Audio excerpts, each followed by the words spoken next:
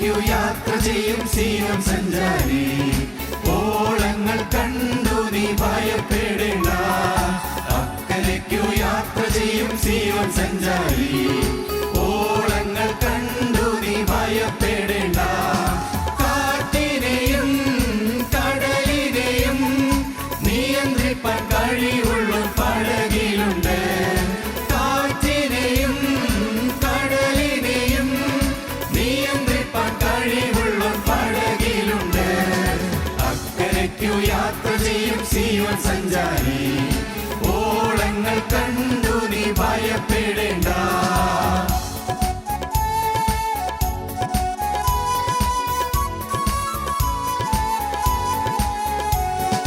വിശ്വാസമാം പടകിൽ യാത്ര ചെയ്യുമ്പോൾ തണ്ടു വലിച്ചു നീ വലഞ്ഞിടുമ്പോൾ. വിശ്വാസമാം പടകിൽ യാത്ര ചെയ്യുമ്പോൾ തണ്ടു വലിച്ചു നീ വലഞ്ഞിടുമ്പോൾ. ഭയപ്പെടേണ്ട, കർത്തൻ കൂടെയുണ്ട്, അടുപ്പിക്കും സ്വർഗീയ തുറമുഖത്ത്. ഭയപ്പെടേണ്ട, കർത്തൻ കൂടെയുണ്ട്, അടുപ്പിക്കും സ്വർഗീയ തുറമുഖത്ത്. അക്കരയ്ക്കു യാത്ര ചെയ്യും സീയോൻ സഞ്ചാരി, ഓളങ്ങൾ കണ്ടു നീ ഭയപ്പെടേണ്ട.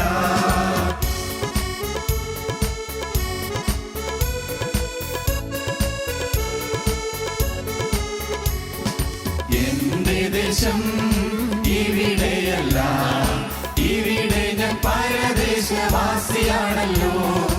എന്റെ ദേശം ഇവിടെയല്ല, ഇവിടെ ഞാൻ പരദേശവാസിയാണല്ലോ. അക്കരയാണ് എന്റെ ശാശ്വത നാട്, അവിടെ എനിക്കൊരുക്കുന്ന ഭവനമുണ്ട്. അക്കരയാണ് എന്റെ ശാശ്വത നാട്, അവിടെ എനിക്കൊരുക്കുന്ന ഭവനമുണ്ട്. അക്കരയ്ക്കു യാത്ര ചെയ്യും സീയോൻ സഞ്ചാരി, ഓളങ്ങൾ കണ്ടു നീ ഭയപ്പെടേണ്ട.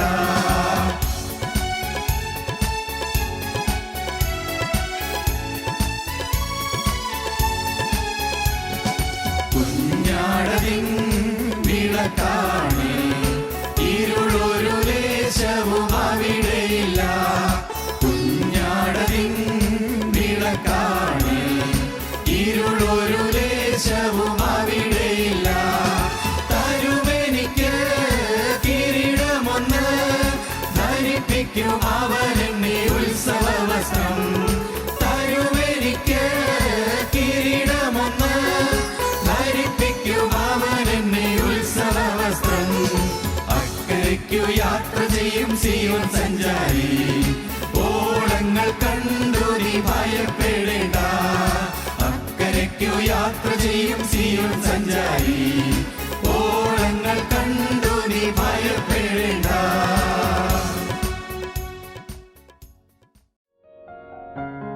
ഞങ്ങളും ക്രൂശിക്കപ്പെട്ട ക്രിസ്തുവിനെ പ്രസംഗിക്കുന്നു. വാഗ്ദത്തം എന്നുള്ളതാണ് നമ്മുടെ ചിന്താ വിഷയം. വാഗ്ദത്തം, ദൈവം നമുക്ക് തരുന്നതായ വാഗ്ദത്തങ്ങൾ. നമുക്ക് ദൈവത്തിൽ നിന്ന് ലഭിക്കുന്ന വാഗ്ദാനങ്ങളുണ്ട്, മനുഷ്യരിൽ നിന്ന് ലഭിക്കുന്ന വാഗ്ദാനങ്ങളുണ്ട്. വാഗ്ദത്തം, ഒന്നാമത്തെ വാഗ്ദത്തം നിത്യജീവനാണ്. ദൈവം തരും നിത്യജീവൻ. നിത്യജീവൻ തരും ദൈവം, നിത്യജീവൻ. അതിനുവേണ്ടിയാണ് നമ്മൾ വിളിച്ചിരിക്കുന്നത്. അതിനുവേണ്ടി മാത്രമാണ് നമ്മുടെ യത്നം മുഴുവൻ. നാം പ്രാർത്ഥനാ യോഗങ്ങൾ കൂടുന്നത്, വചനം കേൾക്കുന്നത്, വചനം പറയുന്നത്, സാക്ഷി പറയുന്നത്, സാക്ഷ്യം കേൾക്കുന്നത്, ഗാനങ്ങൾ ആലപിക്കുന്നത്, എല്ലാം ഒരേ ഒരു ലക്ഷ്യം, നിത്യജീവൻ. നിത്യജീവൻ എന്നുള്ളതായ ആ വാഗ്ദത്തം, അത് നമ്മുടെ ഉള്ളത്തിൽ നിന്ന് മാറിപ്പോകരുത്.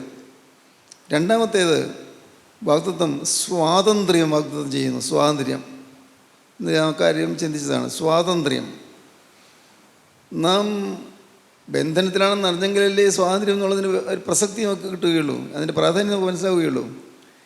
നാം ബന്ധനത്തിലാണ്. എന്തിൻ്റെ എല്ലാം ബന്ധനങ്ങൾ, അതാണ് നാം ചിന്തിച്ചു വന്നത്. എന്തിൻ്റെ എല്ലാം ബന്ധനങ്ങൾ? പാപത്തിൻ്റെ ബന്ധനം.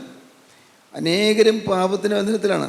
പാപത്തിൻ്റെ ബന്ധനം എത്ര ശ്രമിച്ചിട്ടും വിട്ടുപോകാത്ത ചില പാപങ്ങളുണ്ട്. കോപം മാറുന്നില്ല. ഹൃദയത്തിൽ അമർഷവും വൈരാഗ്യവും പകയും മനസ്സിൽ വിദ്വേഷവും എല്ലാം ഇങ്ങനെ പുകഞ്ഞുകൊണ്ടിരിക്കുന്നു. മാറുന്നില്ല. മാറണമെന്നുണ്ട്, പക്ഷെ മാറുന്നില്ല. ബന്ധനത്തിലാണ്. ജയിലിൽ കിടക്കുന്നയാൾക്ക് ജയിലിൽ നിന്ന് പുറത്ത് കിടക്കണമെന്നുണ്ട്. പക്ഷേ ജയിലിൽ നിന്ന് പുറത്ത് കിടക്കാൻ നിർവാഹമില്ല. ജയിൽ അതിൽ പൂട്ടിയിട്ടിരിക്കുന്നു, പുറത്ത് കിടക്കാൻ സാധിക്കുന്നില്ല. എന്നതുപോലെ നമുക്ക് ആഗ്രഹമുണ്ട്. നമ്മുടെ കോപം മാറണമെന്ന് ആഗ്രഹമുണ്ട്, അശുദ്ധമായ ആഗ്രഹങ്ങൾ മാറണമെന്ന് ആഗ്രഹമുണ്ട്, വളരെ ഹീനമായ ചിന്താഗതികൾ മാറണമെന്ന് ആഗ്രഹമുണ്ട്, മ്ലേച്ഛമായ നമ്മുടെ ജീവിതത്തിൽ മാറ്റം വരണമെന്ന് ആഗ്രഹമുണ്ട്, നമുക്ക് ആത്മീയമായി ശരിയാകണമെന്ന് ആഗ്രഹമുണ്ട്. ശരിയാണ്. പക്ഷേ റോമർ ലേഖനം 7-ാം അധ്യായത്തിൽ പറയും, ഞാൻ ആഗ്രഹിക്കുന്ന നന്മ ഞാൻ ചെയ്യുന്നില്ല, ഞാൻ ആഗ്രഹിക്കാത്ത തിന്മ അത്രേ ചെയ്തു പോകുന്നു. എനിക്ക് വേണ്ടെന്നുണ്ട്, തിന്മ വേണ്ടെന്നുണ്ട്, പക്ഷേ അത് ഞാൻ ചെയ്തു പോകുന്നു, എനിക്ക് സാധിക്കുന്നില്ല. അയ്യോ, ഞാൻ ജഡമയനായ മനുഷ്യൻ, ഞാൻ അരിഷ്ടൻ, അയ്യോ കഷ്ടം, ഞാൻ അരിഷ്ടനായ മനുഷ്യൻ, ഞാൻ ഏറ്റവും കടുത്ത ദുഃഖത്തിലിരിക്കുന്നു, എനിക്ക് സാധിക്കുന്നില്ല, ജയിക്കാൻ പറ്റുന്നില്ല. എൻ്റെ ജീവിതത്തിൽ എനിക്ക് ജയിക്കണമെന്ന് ആഗ്രഹമുണ്ട്, പല തീരുമാനങ്ങൾ എടുക്കുന്നുമുണ്ട്, പക്ഷേ മാറുന്നില്ല. എൻ്റെ ജീവിതത്തിലുള്ളതായ ചീത്ത ശീലങ്ങൾ മാറുന്നില്ല, വേണ്ടായെന്നുണ്ട്. ചീത്ത പ്രവൃത്തികൾ മാത്രമല്ല, ചീത്ത വാക്കുകൾ മാറുന്നില്ല. നാവിൽ അരുതാത്തത് ആദ്യം വന്നു പോകുന്നു. അല്ല, അതെല്ലാം വേണമെങ്കിൽ എന്തൊക്കെ പറയാതിരിക്കാം, വായ അടച്ചു പിടിക്കാം, ഒന്നും പ്രവർത്തിക്കാതിരിക്കാൻ, കൈ അനങ്ങാതിരിക്കാം. പക്ഷെ ചിന്തകളെയോ മാറ്റാൻ പറ്റുന്നില്ലല്ലോ. ചിന്തകളെ എങ്ങനെ നിയന്ത്രിക്കാൻ പറ്റും? എൻ്റെ കർത്താവെ, വേണ്ടെന്ന് വിചാരിച്ചിട്ട് ചിന്തകൾ മാറുന്നില്ലല്ലോ. അനേകം ദൈവമക്കൾ ഭാരപ്പെടുന്നൊരു വിഷയമാണിത്. മുറുകെ പറ്റുന്ന പാവം എന്ന് പറയുന്നതാണ്. മുറുകെ പറ്റുന്ന പാവം മാറിയേ പറ്റൂ. ദൈവത്തിന് സ്തോത്രം, ദൈവത്തിന് ഒരു നാമം മഹത്വപ്പെടട്ടെ. സ്തോത്രം. അതുകൊണ്ടാണ് ഇത് വളരെ ക്ലേശകരമായ വഴിയാണെന്ന് പറയുന്നത്. ഇത് ക്രൂശിൻ്റെ വഴിയാണെന്ന് പറയുന്നത് അതുകൊണ്ടാണ്. മാറിയേ പറ്റൂ. എല്ലാം ഒന്നൊന്നായി ക്രൂശിച്ച് ക്രിസ്തുവിനായിട്ട് ജീവിതം വേർതിരിച്ചാൽ സാധിക്കും.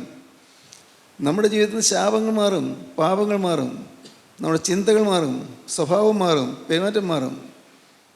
ഒന്ന് നിങ്ങൾ ചിന്തിച്ച് നോക്കൂ. നിങ്ങൾക്ക് നിങ്ങളുടെ പഴയ കാലത്തുണ്ടായിരുന്ന ആ കോപശീലവും പാപത്തിൻ്റെ സ്വഭാവവും അത് നിശേഷം മാറിയിട്ടുണ്ടോ? ആദ്യത്തെ ഫസ്റ്റ് റിയാക്ഷൻ കോപമാണോ?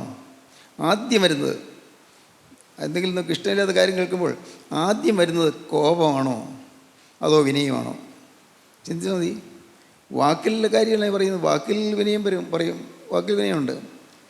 എന്നാൽ പക്ഷേ എൻ്റെ ഹൃദയം വിനയപ്പെടുന്നുണ്ടോ? ഫസ്റ്റ് റിയാക്ഷൻ, ആദ്യത്തെ എൻ്റെ സ്വഭാവത്തിൻ്റെ ഗതി എന്താണ്? അതിനോട് റിപ്പൽഷനാണ്, നമുക്ക് അതിനോട് എതിർപ്പാണ് വരുന്നത്. നമുക്ക് ചിലപ്പോൾ ചിലർക്ക് റിബല്യസ് ആകും, അവർക്ക് നല്ല വൈരാഗ്യം തോന്നും. എൻ്റെ തെറ്റ് ചൂണ്ടിക്കാണിക്കാൻ ഇവനാരാ, എൻ്റെ തെറ്റ് ചൂണ്ടിക്കാണിക്കാൻ അവളാരാ. നമുക്കൊരു റിബല്യസ് മൈൻഡ് വരും, മത്സരചിന്ത വരും. അതൊക്കെ പാവമാണ്. ഇത് പക്ഷേ സത്യം എന്നത് നമുക്ക് വേണ്ട എന്നുണ്ടെങ്കിലും ജയിക്കാൻ നമുക്ക് പറ്റുന്നില്ല. പ്രകടമായ ഭാവം ഇല്ലാത്തവർക്ക് സ്വയം എന്ന് പറയുന്ന മഹാഭാവമുണ്ട്. സ്വയം, സെൽഫ്, അഹങ്കാരമുണ്ട്, അഹങ്കാര പ്രകൃതി. അവർക്ക് സ്ഥാനമോഹമുണ്ട്, സ്ഥാനമോഹം. അതൊക്കെ പാവമാണെന്ന് അവർ ചിന്തിക്കുന്നുമില്ല. ആരും നല്ല നമ്മളും ചിന്തിച്ച് നോക്കൂ. സ്ഥാനമോഹം, എല്ലാവരും എന്നെ ആദരിക്കണം, എന്നെ മാനിക്കണം, എന്നെ കരുതണം, എന്നെക്കുറിച്ചൊരു സ്നേഹം വേണം. ഇങ്ങനെയുള്ളതായ ഒരു സെൽഫ് സെൻറ്റേഡ്നെസ്, നമ്മുടെ ഒരു സ്വയകേന്ദ്രീകൃതമായ ജീവിതം, സ്വയത്തിൽ നിൽക്കുന്ന ജീവിതം, അത് മാറിയേ പറ്റൂ. അത് മാറാൻ അവർക്ക് മനസ്സില്ല, മാറ്റണമെന്നുള്ള ആഗ്രഹം വരുന്നില്ല. ഒരുപക്ഷെ പ്രകടമായി പാവത്തിൻ്റെ കുഴപ്പം ഉണ്ടായിരിക്കില്ല, പക്ഷേ ഈ സെൽഫ് എന്ന് പറയുന്നതിൻ്റെ ഭീകരമായ അടിമത്തത്തിലായിരിക്കും അവർ. ഭീകരമായ അടിമത്തം അതോ ശാപകരമാണ് താനും. പാപത്തിൽ നിന്ന് വിടുവിക്കുന്നു സ്വാതന്ത്ര്യം, പാപത്തിൽ നിന്ന് സ്വാതന്ത്ര്യം. പിന്നെ നാം ചിന്തിച്ചത് ശാപത്തിൽ നിന്ന് സ്വാതന്ത്ര്യം, ശാപങ്ങളിൽ നിന്ന് സ്വാതന്ത്ര്യം. അനേക കുടുംബങ്ങൾ നഷ്ടം ചെയ്യുന്നുണ്ട് ശാപം മൂലം. ഒരു കാലത്ത്, പഴയ കാലത്ത് നമ്മുടെ കാരണവന്മാർ, നമ്മുടെ പൂർവികന്മാർ വരുത്തി വെച്ചതായ ചില ശാപങ്ങൾ, ആ ശാപങ്ങൾ ഇന്ന് നമ്മെ, മക്കളെ വേട്ടയാടുന്നു, മക്കളെയും വേട്ടയാടുന്നു. ഇതൊന്നും ആരും അറിയുന്നില്ല. ഓരോ അന്യായമായി സമ്പാദിക്കുമ്പോൾ, അഴിമതി നടത്തി രൂപ ഉണ്ടാക്കുമ്പോൾ, അതല്ലെങ്കിൽ കൈക്കൂലി വാങ്ങി രൂപ ഉണ്ടാക്കുമ്പോൾ അന്നിരുന്ന് അറിയുന്നില്ല. ഇത് എൻ്റെ മക്കൾക്ക് ദോഷമാണല്ലോ, എൻ്റെ കുഞ്ഞുങ്ങൾക്ക് അപകടമാണല്ലോ, അവർക്ക് വേണ്ടി ഞാൻ ദുരിതം ഡിപ്പോസിറ്റ് ചെയ്യാണല്ലോ എന്ന് അറിയുന്നില്ല. ദൈവത്തിന് സ്തോത്രം. നമ്മുടെ കൂട്ടായ്മയിൽ ചിലർ, എനിക്കറിയാം, അവർ ചെയ്യുന്ന ജോലി വേണ്ടായെന്ന് വെച്ചു, പറ്റുന്നോണ്ടില്ല, ആ ജോലി വിശ്വസ്തമായിട്ട് ചെയ്യാൻ നിർവാഹമില്ല. ഒരാൾ പറഞ്ഞു, എനിക്ക് റേഷൻ കടയായിരുന്നു, ഞാനത് വിട്ടു റേഷൻ കടയുടെ പരിപാടി വിട്ടു. എന്താ വിട്ടേ? റേഷൻ കട നടത്തിക്കൊണ്ട് എനിക്ക് പൂർണ്ണ സത്യസന്ധനായിട്ട് നിൽക്കാൻ പറ്റുന്നില്ല. അതുകൊണ്ട് അത് വിട്ടാലും ശരി, എനിക്ക് യേശുവിനോട് കൂടെ വേണം, യേശുവിൻ്റെ കൂടെ കാണണം. എന്തൊരു സബ്ലൈം തോട്ട്, എന്താ സബ്ലൈം, ഉദാത്തമായ ചിന്താഗതി, എത്ര ശ്രേഷ്ഠമായ ചിന്താഗതി. നമ്മുടെ ജീവിതത്തിൽ ഏത് സാഹചര്യമാണോ നമ്മുടെ പാവത്തിലേക്ക് കൊണ്ടുപോകുന്നത് അത് വിട്ടേ പറ്റൂ, ഒരു സംശയവുമില്ല. നമുക്ക് അതിനുള്ള തീക്ഷ്ണത വരണം. ശാപങ്ങൾ മാറണം, ശാപങ്ങൾ മാറണം. അനേകം ശാപങ്ങൾക്ക് മനുഷ്യൻ അടിപ്പെട്ടിരിക്കുന്നു. ദൈവത്തിന് സ്തോത്രം. അനേകം ശാപങ്ങൾ. സാം ജപതരെ എന്ന് പറയുന്ന ഒരു ദേവദാസൻ എഴുതിയ ഒരു പുസ്തകമുണ്ട്, ശാപങ്ങൾ ശാപങ്ങൾ. സാം ജപതരെ എഴുതിയ പുസ്തകമാണ്. ചെറിയ പുസ്തകം, വളരെ ചെറിയ പുസ്തകം. ഞാൻ പുസ്തകം വായിച്ചപ്പോഴും ഞാൻ ഓർത്തു, അദ്ദേഹം നാമൊക്കെ പറയുന്ന കാര്യങ്ങളെല്ലാം അതുപോലെ മനസ്സിലാക്കിയിട്ടുള്ള ഒരാളാണെന്ന് എനിക്ക് തോന്നി. അദ്ദേഹം പറയുകയാണ്, ഒരു വീട്ടിൽ അപ്പൻ വളരെ ക്രൂരമായി പെരുമാറുന്ന മനുഷ്യൻ. ആരോടും ക്രൂരമായിട്ട് പെരുമാറും, വളരെ ഹീനമായിട്ട് പെരുമാറും. ആ അപ്പൻ അങ്ങനെ ചെയ്തെങ്കിലും മക്കൾ നിരപരാധികളാണ്. പക്ഷേ മക്കളുണ്ടായപ്പോൾ, മൂന്നാമത്തെ തലമുറയായി മക്കളുണ്ടായപ്പോൾ, ചിലർ അംഗഭംഗത്തോടെ, ചിലർ സംസാരിക്കാൻ പറ്റാത്തവർ, ചിലർ കണ്ണുകാഴ്ചയില്ലാത്തവർ, ചിലർ നടക്കാൻ വയ്യാത്തവർ, ചിലർ ഒരു പ്രായമാകുമ്പോഴേക്കും പെട്ടെന്ന് ഒരു കാരണം കൂടാതെ മരിച്ചു പോകും. ഇങ്ങനെ അടുത്ത മൂന്നാം തലമുറയിലേക്ക് വന്നപ്പോഴേക്കും ഈ അപകടങ്ങൾ സംഭവിക്കുന്നു. ആ പാവം നിരപരാധികൾ അവർ ഈ അപകടം നേരിട്ടു. അവരൊക്കെ അറിയാൻ പാടില്ല, മനുഷ്യർക്ക് അറിയാൻ പാടില്ല. അപ്പൻ്റെ കാലത്ത് ചെയ്തു വെച്ച ഒരു വലിയ അപകടം, വലിയ തെറ്റ്. പൂർവികന്മാരിൽ നിന്ന് ഇത് നമ്മിലേക്ക് സംക്രമിച്ചു വരുന്നു. ദൈവത്തിന് സ്തോത്രം. ഇതൊക്കെ എന്താ ഇങ്ങനെ മാറാൻ പറ്റുക? ഈ ശാപങ്ങൾ എങ്ങനെയാണ് മാറാൻ പറ്റുക? ദൈവത്തിന് സ്തോത്രം. മാറണമല്ലോ. അതിനെന്താ പോംവഴി? പോംവഴി വളരെ ലളിതമാണ്, വളരെ ലളിതമാണ്. ക്രിസ്തു അകത്ത് വന്നാൽ ഇതെല്ലാം മാറും. അപ്പനോ അപ്പൻ്റെ അപ്പനോ അമ്മയോ അമ്മയുടെ അമ്മയോ ആരെല്ലാം എന്തെല്ലാം ചെയ്തെങ്കിലും അതിൻ്റെ ശാപങ്ങളെല്ലാം നമ്മിൽ നിശേഷം മാറും ക്രിസ്തു അകത്ത് വന്നാൽ. യേശു ക്രിസ്തുവിൻ്റെ തിരക്തം നമ്മളെ തൊട്ടാൽ ഇതെല്ലാം മാറും. അപ്പോൾ അതിനെന്താ വേണ്ടത്? ഞാൻ എന്നെ തന്നെ സമർപ്പിക്കണം, വേറൊന്നും വേണ്ട. ലളിതമല്ലേ? എന്നെ തന്നെ ഞാൻ സമർപ്പിക്കുക. കർത്താവേ, എനിക്കറിയാവുന്നിടത്തോളം ഞാൻ മുഴുവനായി എന്നെ നിനക്ക് തരികയാണ്. ഞാൻ പറയുമ്പോഴും കർത്താവേ, എനിക്കറിയാം പൂർണ്ണതയുള്ളതല്ല, എൻ്റെ സമർപ്പണത്തിൽ അപാകതയുണ്ട്. ഞാൻ അറിയുന്നു കർത്താവേ, ഇതാ എനിക്കറിയാവുന്ന വിധത്തിൽ ഞാനും എനിക്കുള്ളതെല്ലാം യേശുവേ നിൻ്റേത്. സ്തോത്രം. ഞാനും എനിക്കുള്ളതെല്ലാം യേശുവേ നിൻ്റേത്. ഇങ്ങനെയൊരു റിയൽ ഡെഡിക്കേഷൻ നിങ്ങൾക്ക് വന്നാൽ, സാക്ഷാത്തായ ഒരു സമർപ്പണം നിങ്ങൾക്ക് വന്നാൽ, നിങ്ങളുടെ മേൽ നിന്ന് ശാപങ്ങളെല്ലാം ദൂരെ ദൂരെ ദൂരെ ദൂരെ പാറിപ്പോകും. ഒരു ശാപവും നിങ്ങൾ തൊടുകയില്ല. ദൈവത്തിന് സ്തോത്രം.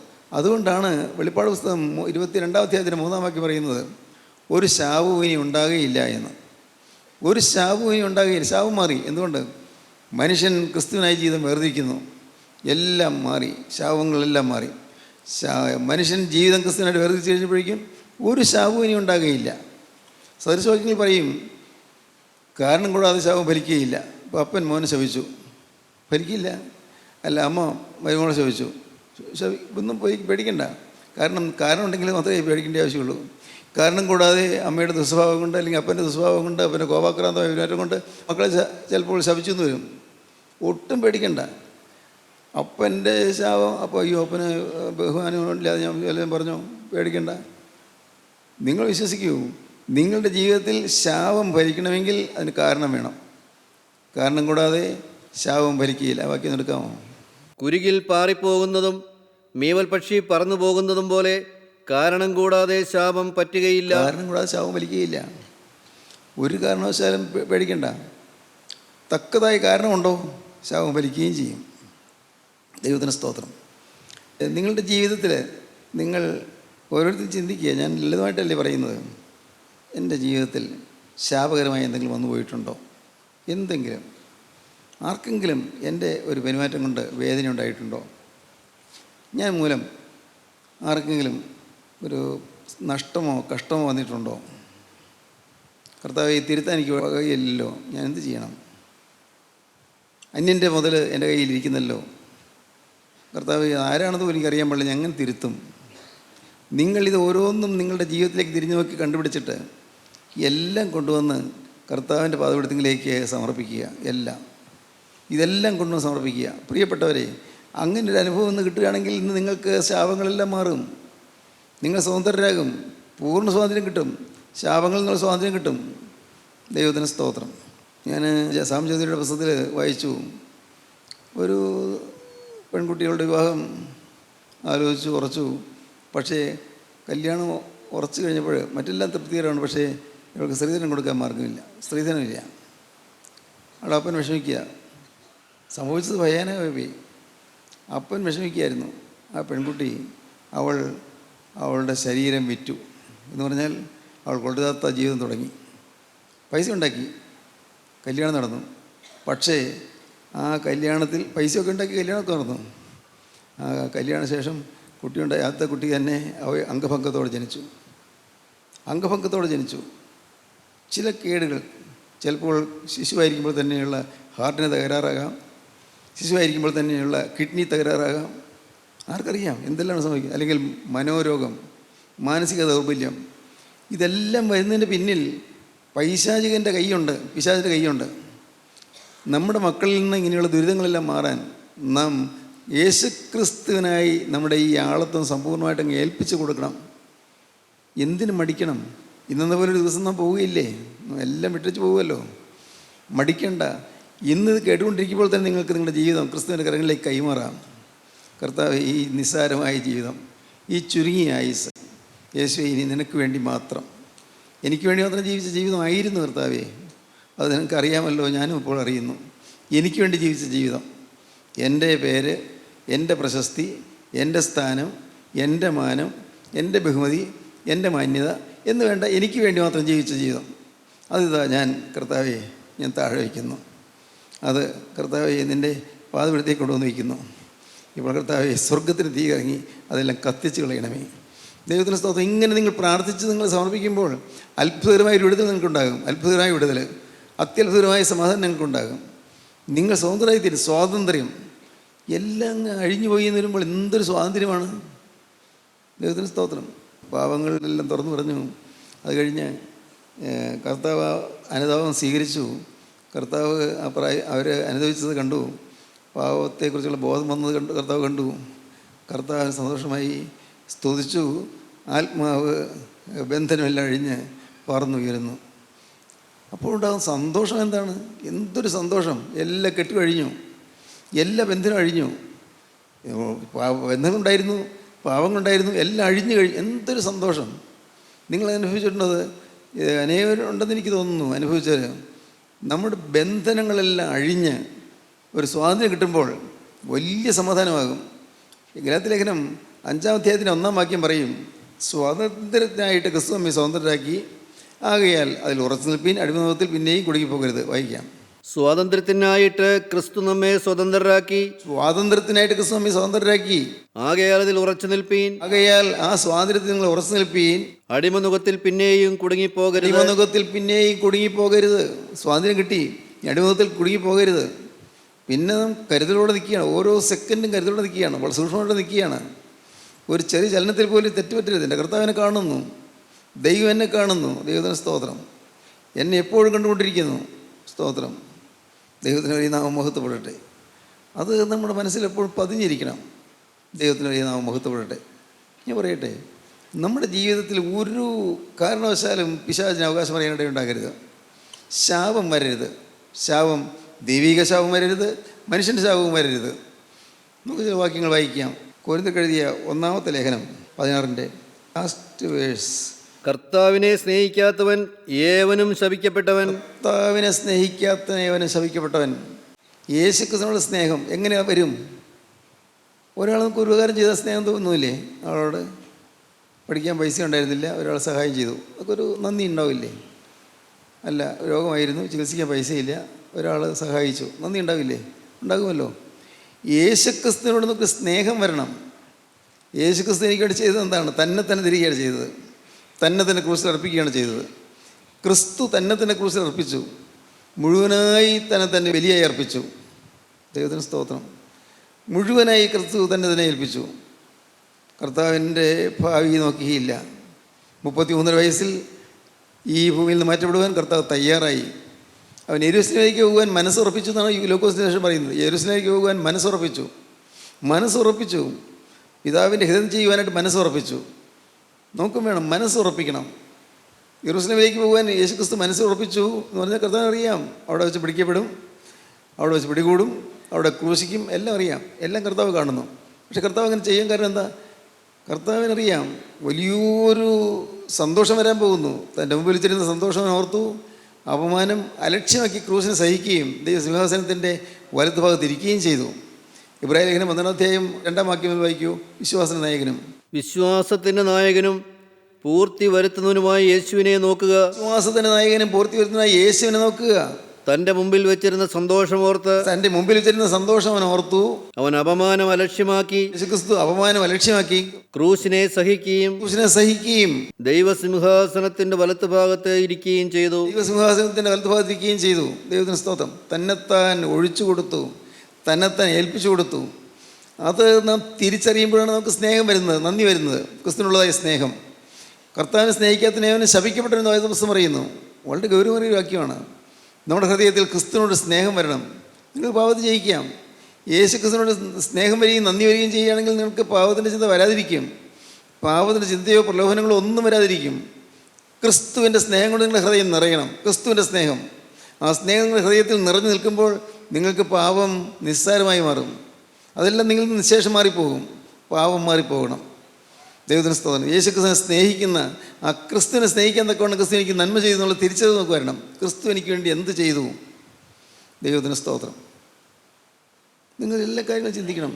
നിങ്ങൾ ഭൗതികമായി നിങ്ങൾക്ക് എന്തെല്ലാം നന്മ കിട്ടി, ആത്മീയമായി എന്തെല്ലാം നന്മ കിട്ടി, നിങ്ങൾക്ക് ബുദ്ധി തുറന്നു കിട്ടിയത്, വെളിവ് കിട്ടിയത്, ഒരു മാനസാന്തരം കിട്ടിയത്, അനുതാപത്തിൻ്റെ വചനം കേൾക്കാനിടയായത്, ഓരോന്നോരും നിങ്ങൾ ചിന്തിക്കണം. എന്തിന്? ഞാൻ ഒരിത്തിരി അല്പം കൂടി കടത്തി പറയാം. ഈ കൂട്ടായ്മയിൽ നിന്ന് വരാനിടയായതിനു വേണ്ടി നന്ദി വരണം. എത്രയോ പേര് വരുന്നില്ല, എത്രയോ പേര് വരുന്നില്ല. അവർ പാവങ്ങൾ തെറ്റിദ്ധരിച്ചിരിക്കുന്നു. തെറ്റിദ്ധരിച്ചോട്ടെ, അവർ തെറ്റിദ്ധരിച്ചിരിക്കുന്നുണ്ട്, വരുന്നില്ല. എന്നാൽ നമുക്ക് ഭാഗ്യവശാൽ ഇവിടെ വരാനിടയായല്ലോ, വചനം കേൾക്കാനിടയായല്ലോ. നിസ്സാരമല്ലത്, വലിയൊരു മഹാഭാഗ്യമാണ്, പദവിയാണ്. അത് നഷ്ടപ്പെടുത്തരുത്. ക്രിസ്തുവിനുള്ള സ്നേഹം നമ്മുടെ ഹൃദയത്തിൽ വരണം, നന്ദി ഹൃദയത്തിൽ വരണം. ക്രിസ്തുവിനുള്ളത് എന്തുകൊണ്ട് നമ്മുടെ ഹൃദയം നിറയണം. നന്ദിയുള്ള ഹൃദയം, സ്നേഹമുള്ള ഹൃദയം. ദൈവത്തിന് സ്തോത്രം. കർത്താവിനെ സ്നേഹിക്കാത്തവൻ ഏവനും ശപിക്കപ്പെട്ടവൻ. ദൈവത്തിന് സ്തോത്രം. ദൈവത്തിന് വലിയ നാമം മഹത്വപ്പെടട്ടെ. ഇന്ന് ഈ സമയത്ത് നിങ്ങൾ ഇരിക്കുന്ന ഇരിപ്പിൽ നിങ്ങൾ കർത്താവിനോട് പറയണം, കർത്താവേ, ഇത്രയും കാലം പാഴാക്കി കളഞ്ഞു, ഇത്രയും കാലം കാര്യങ്ങളെല്ലാം ഗ്രഹിച്ചിട്ടും പിന്നെയും ഞാൻ പാപത്തിൻ്റെ അടിമയായി ജീവിച്ചു, സ്വാതന്ത്ര്യമില്ലാതെ ജീവിച്ചു. നീ എനിക്ക് സ്വാതന്ത്ര്യം തരുവാൻ നീ കുരിശിൽ നീ സ്വാതന്ത്ര്യം ഇല്ലാത്തവനായി കെട്ടപ്പെട്ടവനായി കിടന്നു. എനിക്ക് ബന്ധനം അഴിച്ചു തരാൻ നീ ക്രൂശിൽ ബന്ധിതനായി കിടന്നു. അത് ഞാൻ വിശ്വസിക്കുന്നു കർത്താവേ. അത് മഹാചരിത്ര സത്യമാണ്, ഞാൻ വിശ്വസിക്കുന്നു. എൻ്റെ കർത്താവേ, യേശു ക്രിസ്തു എനിക്ക് വേണ്ടി ക്രൂശിൽ മരിച്ചെന്ന് ഞാൻ വിശ്വസിക്കുന്നു. എനിക്കതിൻ്റെ കാര്യങ്ങളൊന്നും അറിഞ്ഞുകൂടാ, എനിക്കതിൻ്റെ എല്ലാ വിവരണങ്ങളും പറയാൻ എനിക്ക് അറിഞ്ഞുകൂടാ. കർത്താവേ, എനിക്കൊന്നും അറിയാൻ പാടില്ല. പക്ഷേ ഒന്ന് ഞാൻ അറിയുന്നു, വചനം പറയുന്നു, അവൻ നമ്മുടെ അതിക്രമങ്ങൾ നിമിത്തം മുറിവേറ്റും നമ്മുടെ പാപങ്ങൾ നിമിത്തം തകർന്നിരിക്കുന്നു. നമ്മുടെ സമാധാനത്തിനുള്ള ശിക്ഷ അവൻ്റെ മേലായി, അവൻ്റെ അടിപണികളെ നമുക്ക് സൗഖ്യം വന്നിരിക്കുന്നു. തിരുവചനം അങ്ങനെ പറയുന്നു, ഞാൻ വിശ്വസിക്കുന്നു. യെശയ്യാപ്രവചനം 53 അധ്യായം 4 വാക്യം വായിക്കുമ്പോൾ കാണാം, അവൻ നമ്മുടെ അതിക്രമങ്ങൾ നിമിത്തം മുറിവേറ്റ് നമ്മുടെ അകൃത്യങ്ങൾ നിമിത്തം തകർന്നിരിക്കുന്നു. നമ്മുടെ സമാധാനത്തിനുള്ള ശിക്ഷ അവൻ്റെ മേലായി, അവൻ്റെ അടിപ്പണികളെ നമുക്ക് സൗഖ്യം വന്നിരിക്കുന്നു. കർത്താവെ, ഞാനത് വിശ്വസിക്കുന്നു. കർത്താവെ, എനിക്ക് ഇത്രയും കാലം എല്ലാം പാഴായിപ്പോയെങ്കിലും ഇനിയുള്ള കാലം, ഇനിയുള്ള ആയുസ് എത്രയാണെന്ന് എനിക്ക് അറിഞ്ഞുകൂടാ. ഉള്ളത് സമ്പൂർണ്ണമായി യേശുവിന് മാത്രമായി ഞാനിത് സമർപ്പിക്കുകയാണ്. ഇന്ന് ഇത് കേട്ടുകൊണ്ടിരിക്കുമ്പോൾ നിങ്ങൾക്ക് സാധിക്കും. ദൈവം അതിനുവേണ്ടിയാണല്ലോ ഈ വചനം തരുന്നത്. നിങ്ങൾക്ക് സാധിക്കും. നിങ്ങൾ എത്ര മ്ലേച്ഛമായ ജീവിതം നയിച്ചവരാണെങ്കിലും, എത്ര ഹീനമായ ജീവിതം നയിച്ചവരാണെങ്കിലും, എത്രമാത്രം കുൽസിതമായ മാർഗ്ഗങ്ങളിൽ നടന്നവരാണെങ്കിലും, ഇന്ന് നിങ്ങൾ ഈ സമയത്ത് നിങ്ങൾ ദൈവത്തോട് പറയണം, കർത്താവേ, എനിക്കൊന്നും അറിഞ്ഞുകൂടാ, വിശദമായ കാര്യങ്ങളൊന്നും പറയാൻ എനിക്ക് അറിഞ്ഞുകൂടാ, കേൾക്കാനും അറിഞ്ഞുകൂടാ, ഒന്നും മനസ്സിലാകുന്നില്ല. പക്ഷെ ഒന്നെനിക്കറിയാം, യേശു ക്രിസ്തു എൻ്റെ പാപം വഹിച്ച് കുരിശിൽ മരിച്ചു, ഞാൻ വിശ്വസിക്കുന്നു. ആ ഒറ്റയ്ക്കൊരു കാര്യം ഞാൻ അറിയുന്നു, ക്രിസ്തു എനിക്ക് വേണ്ടി, എനിക്ക് പകരമായി ക്രൂശിക്കപ്പെട്ടിരിക്കുന്നു. ഞാൻ ഏൽക്കേണ്ട ശിക്ഷ ക്രിസ്തു ഏറ്റിരിക്കുന്നു. ഞാൻ ഏൽക്കേണ്ട നരകവേദന ക്രിസ്തു നരകവേദന കുരിശിൽ അനുഭവിച്ചിരിക്കുന്നു. ഞാൻ വിശ്വസിക്കുന്നു. കർത്താവെ, ഒരു പാവവുമില്ലാത്ത ക്രിസ്തു എനിക്ക് വേണ്ടി ക്രൂശിൽ മരിച്ചു എന്ന് ഞാൻ വിശ്വസിക്കുന്നു. കർത്താവെ, അതിൻ്റെ ഡീറ്റെയിൽസ്, അതിൻ്റെ വിശദമായ കാര്യങ്ങൾ പറയാൻ എനിക്ക് അറിഞ്ഞുകൂടാ.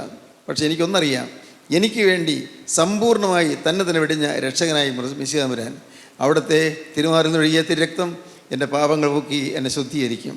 ഞാൻ വിശ്വസിക്കുന്ന കർത്താവെ, അവിടെ നിന്ന് ഇപ്പോൾ എന്നെ തഴുകണമേ. ഇപ്പോൾ എൻ്റെ ഈ ചെറിയ സമർപ്പണത്തെ സ്വീകരിക്കണമേ. ഇന്നും എനിക്കറിയാം എൻ്റെ സമർപ്പണം അപൂർണ്ണമാണെന്ന്. കർത്താവേ, ഞാൻ അതും പറഞ്ഞുകൊണ്ട് വരുന്നു. എൻ്റെ സമർപ്പണത്തെ പൂർണ്ണമാക്കി തരാൻ നിനക്ക് കഴിയുമല്ലോ. എല്ലാം നിൻ്റെ കൃപയാണല്ലോ കർത്താവേ. എൻ്റെ സമർപ്പണത്തെ പൂർണ്ണമാക്കി തന്ന് എന്നെ ഒരു വിശുദ്ധനാക്കി മാറ്റണമേ. എൻ്റെ മുമ്പിൽ തരുന്ന സന്തോഷം ഓർത്തു അപമാനം അലക്ഷ്യമാക്കി ക്രൂസിനെ സഹിക്കുകയും ദൈവസിംഹാസനത്തിൻ്റെ വലത്തുഭാഗത്തിരിക്കുകയും ചെയ്തു. അപമാനം അലക്ഷ്യമാക്കി ക്രൂസിനെ സഹിച്ചു. ഞാൻ വിശ്വസിക്കുന്നു കർത്താവേ, ഇന്ന് ഇപ്പോൾ ഈ സമയത്ത് നിൻ്റെ കൃപയുടെ കരം എൻ്റെ മേൽ വരണമേ. പ്രാർത്ഥിക്കുമോ? നിങ്ങൾ പ്രാർത്ഥിച്ചാൽ, ഉള്ളൊഴിഞ്ഞ് പ്രാർത്ഥിച്ചാൽ കർത്താവ് പ്രാർത്ഥന കേൾക്കും. കാരണം കർത്താവ് നിങ്ങളെ കാണാൻ വന്നിട്ടുണ്ട്. സ്തോത്രം. തൻ്റെ നടുത്തിലേക്ക് സന്ദർശിക്കാൻ കർത്താവ് വന്നിട്ടുണ്ട്. തൻ്റെ തോട്ടം നനയ്ക്കാൻ കർത്താവ് വന്നിട്ടുണ്ട്. ദൈവത്തിന് സ്തോത്രം. തോട്ടത്തിലെ കളകൾ പറിച്ചു കളയാൻ കർത്താവ് വന്നിട്ടുണ്ട്. താൻ നട്ട നടുതല നല്ലപോലെ വളർന്ന് നല്ല ഫലം കഴിക്കുമെന്നൊക്കെ കർത്താവ് ആഗ്രഹിച്ചുകൊണ്ട് വന്നിട്ടുണ്ട്. വിശ്വാസത്തോടെ പ്രാർത്ഥിക്കൂ. നമുക്ക് പ്രാർത്ഥിക്കാം. കാരുണ്യവനായ ഞങ്ങളുടെ സ്വർഗീയ പിതാവേ, ഈ മനോഹരമായ സമയത്തിനായി ഞങ്ങൾ നിന്നെ സ്തുതിക്കുന്നു, ഞങ്ങൾ നിന്നെ സ്തോത്രം ചെയ്യുന്നു. യേശുനാഥ, നിൻ്റെ അത്ഭുത വചനങ്ങൾ കേൾക്കുവാനും നിൻ്റെ വചനത്തിൻ്റെ മർമ്മങ്ങൾ ഗ്രഹിക്കുവാനും നീ ഞങ്ങളെ വിളിച്ചു ചേർത്തിനായി ഞങ്ങൾ നിന്നെ സ്തുതിക്കുന്നു. അപ്പോൾ എല്ലാവരുടെയും ഉൾക്കണ്ണ് തുറക്കണമേ, അനുഗ്രഹം പകരണമേ. യേശുനാഥ, നിൻ്റെ മഹത്വമേറിയ വചനത്താൽ ഓരോരുത്തരും പരിശുദ്ധമാക്കപ്പെടണമേ. ജീവിത വിശുദ്ധി അനുഭവിക്കാൻ ഭാഗ്യം നൽകണമേ. അവിടെ രണ്ടാമത്തവർക്ക് വേണ്ടി മക്കളെല്ലാവരെയും ഒരുക്കണമേ. യേശുക്രിസ്തുവിൻ്റെ പരിശുദ്ധമായ നാമത്തിൽ പ്രാർത്ഥിക്കുന്ന കൃപയോടെ കേൾക്കണമേ. ആമീൻ. ഹല്ലേലൂയ.